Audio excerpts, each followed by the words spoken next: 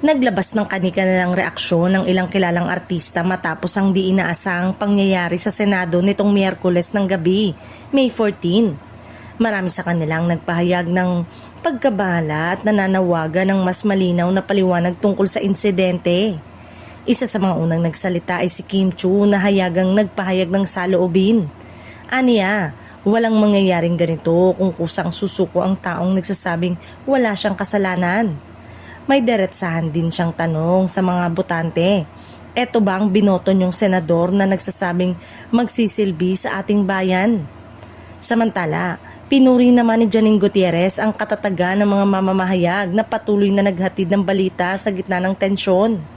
Nagpasalamat siya sa dedikasyon ng media workers na nagsikap magbigay ng lehitimong impormasyon sa panahong laganap ang kalituhan sa social media. Nakisali rin sa usapan si Bianca Gonzalez matapos niyang i-repost ang pagkwestiyon ni Zen Hernandez kung bakit may ilang senador na humihingi ng tulong gayong may mga nakatalagang personnel sa Senado.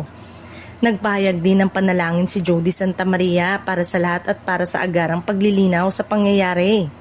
Samantala, nagtanong naman si Agot Isidro kung sino ang posibleng may kaugnayan dito, bagay na sinang-ayunan ng maraming netizen.